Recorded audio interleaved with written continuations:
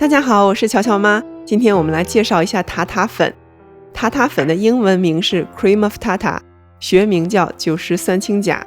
它是一种无味的酸性白色粉末。早在公元800年，人们就发现，当葡萄汁发酵时，塔塔粉从液体中析出，沉淀在橡木桶的内壁，形成结晶。人们用这种方法把塔塔粉从葡萄酒桶中分离出来。塔塔粉英文名中的 tart 就是酸的意思，所以你就知道它应该是一种历史悠久的酸性添加剂。因为是酸性物质，塔塔粉可以和小苏打反应，生成二氧化碳气体，起到发酵剂的作用。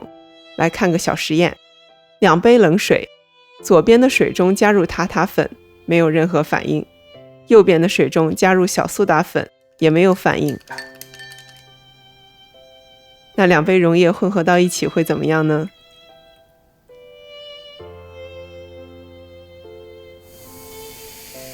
它产生了大量的小气泡，这些小气泡就是二氧化碳。事实上，许多品牌的泡打粉就是使用塔塔粉作为酸性成分与碱性的小苏打混合。如果你家里的泡打粉碰巧用完了，你可以考虑使用2份的塔塔粉和1份的小苏打来自制泡打粉。如果你现做现用，可以不用加玉米淀粉，因为加玉米淀粉是为了吸潮，防止酸性物质和碱性物质在潮气的作用下发生反应。在一些需要发酵剂、膨胀剂的食谱中，比如做饼干的时候，如果你不想引入带有其他风味的酸性食材，比如柠檬汁或者白脱牛奶的口味时，就可以用塔塔粉。自制的这种泡打粉属于单效泡打粉，也就是遇水发生反应。我们市面上买到的泡打粉大多是双效泡打粉，也就是遇水发生第一次反应，产生一些气泡，遇到烤箱里的高温，再次发生第2次反应，产生更多气泡。所以自制的单效泡打粉在混合材料之后要尽快进烤箱，否则可能消泡。塔塔粉是最常用的稳定剂，它能使打发的蛋白或者奶油这类的轻质混合物的质地更加坚固，锁住里面的空气，保持体积不缩小。因此许多专业蛋糕房也是用塔塔粉。如果你打发蛋白容易消泡，我建议你试一试它。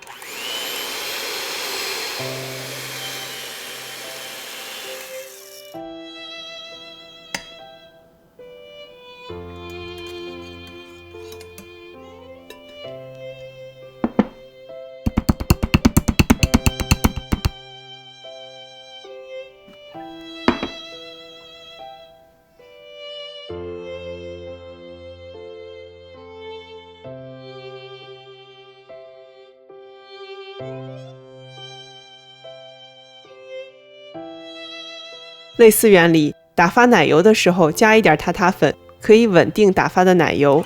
需要注意的是，这种方法打发的淡奶油会有一点微酸的口味，可以提高糖的用量，加香草精来平衡味道。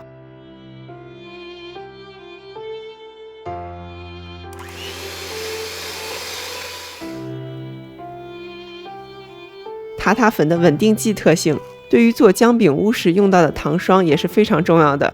如果没有塔塔粉，糖霜中就没有足够的多孔结构来填充墙壁与屋顶之间的缝隙。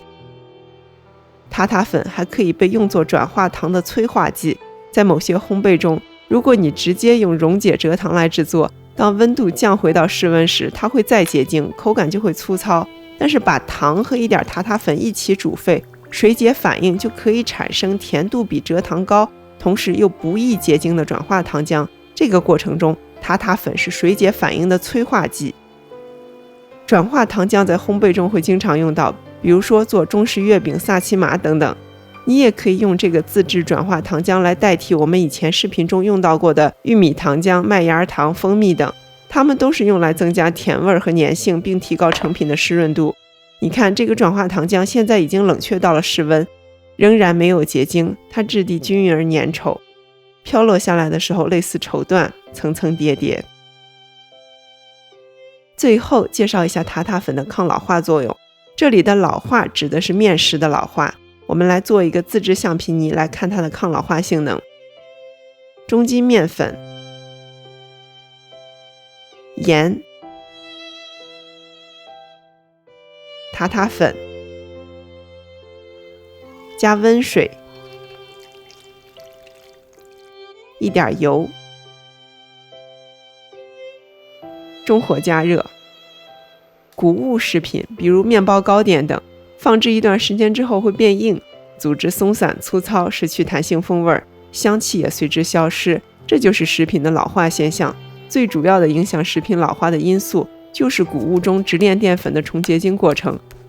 将面粉加水做成面团，淀粉吸水膨胀，糊化形成凝胶，从有序的晶体结构变为无序的非晶体结构，宏观就表现出新鲜松软的质地。但在储存过程中，非晶体凝胶状态的淀粉会重新结晶为有序结构，重结晶过程中，从淀粉排出的水会转移到面筋部分，这就是老化的开始。塔塔粉作为一种乳化剂，能与直链淀粉形成不溶性复合物，这种复合物不能再重新结晶而发生老化，从而保持了柔软的组织。自制橡皮泥就是利用这个原理，所以密封保存3个月仍然能保持柔软的质地。这是我们以前做过的绿豆糕，今天我们用这个橡皮泥再做一盘双色绿豆糕，以后双色绿豆糕的做法你也会了。感谢收看，频道需要大家的支持，请您点赞、关注和转发。我是巧巧妈，我们下期见。